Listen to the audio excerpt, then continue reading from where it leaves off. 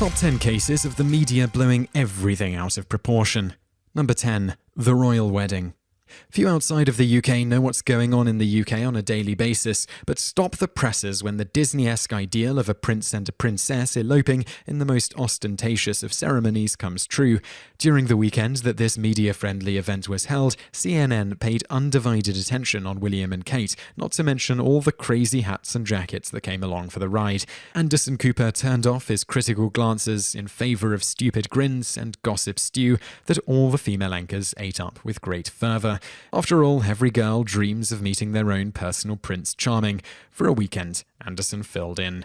Meanwhile, in other news, Osama bin Laden was killed a few days later, which they reported upon ample source confirmation prior to Obama's official address. How can CNN make a transition between a gap that wide? Well, they did, and that is why CNN remains the greatest, most ambivalent television news source around. Number 9. Super Bowl scandals. It's a new tradition. First, it was Janet Jackson's wardrobe malfunction, a kind euphemism for her boob popped out of her weird outfit like it had a mind of its own. This year, it was the attention-hungry MIA and her middle finger. Every other year, it was just a bunch of mediocre phoned-in performances from over-the-hill rockers. For example, The Who, The Rolling Stones, etc. Why such outcry? Because the Super Bowl is one of the most viewed television events of the year, viewed by people of all ages, including a few conservative moms indulging their sports-crazed husbands. Meanwhile, Super Bowl ads are replete with sexual innuendo, beer ads, and crude humor of every variety. Number 8. Possible carcinogens. Thanks to countless news stories hoisting cancer-causing agents with the slightest risk percentage into unavoidable public view, we live in a perpetual fear of the disease at every turn. Artificial sweeteners were accused of being carcinogenic, as were microwaves, and cell phones are being continually recharged, so to speak, as possible sources of brain cancer. Most recently, the World Health Organization released a list of items it considered cancerous, and while nothing new was introduced, no new experiments or findings, just old information in need of official publication, new scares and hypochondriacs were created as a result of the added news coverage. As it turns out, repetition, at least on a subliminal level, can be heavily persuasive.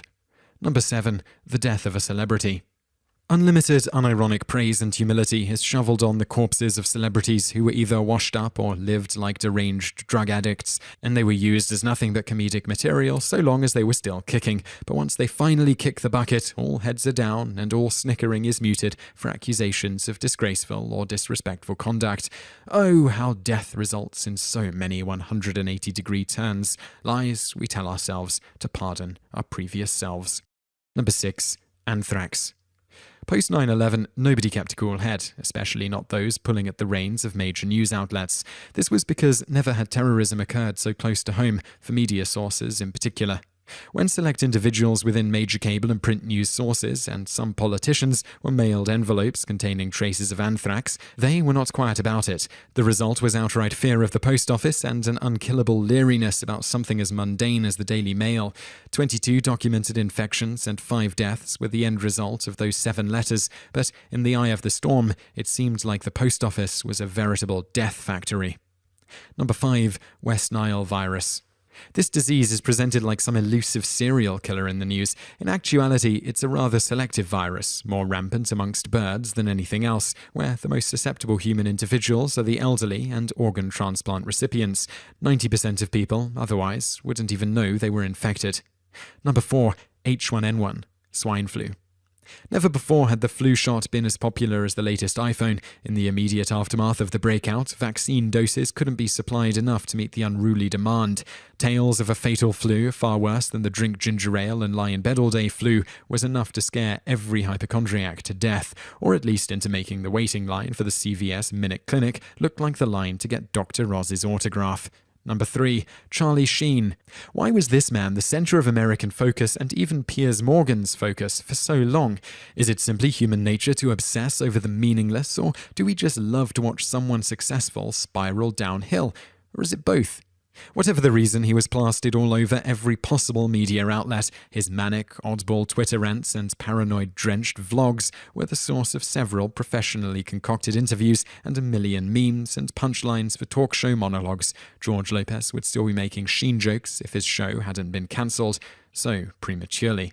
He was a national obsession and yet the source of almost zero sympathy. Recently, he's confessed to having been in a weird place during all of the Sheena mania, and that he's since reformed, but reformation is a very fleeting news story, so nobody really cared. Number 2. Tainted Cantaloupe. A strain of some deadly bacteria called Listeria monocytogenes was found in cantaloupe linked to a single farm. 20+ deaths have been linked to the fruit, but any death is proven to be too much of a risk for your local fruit stand. Certainly, the amount of cantaloupe consumed after reports of the outbreak must have decreased dramatically, and here we thought calling someone a fruit was to say they were harmless and dainty. In a new context, being called a fruit is the equivalent of calling someone a proven killing machine. Number 1. 2012. Sometimes news stories feel compelled to report on myths and superstitions. For instance, when the film 2012 was released, a news special, or maybe just Entertainment Tonight, felt the need to drench the movie in rumors and paranoia surrounding the Mayan calendar and Nostradamus' predictions of the supposedly approaching apocalypse. TV commercials, Facebook statuses, and other contributors to the cultural conversation only kept the pot continually stirred. With the wrong kind of information, a susceptible person might have actually believed that it could have happened. If you enjoyed this video, be sure to subscribe to our channel by clicking the subscribe button in the top right. Our channel has loads of other awesome videos just like this.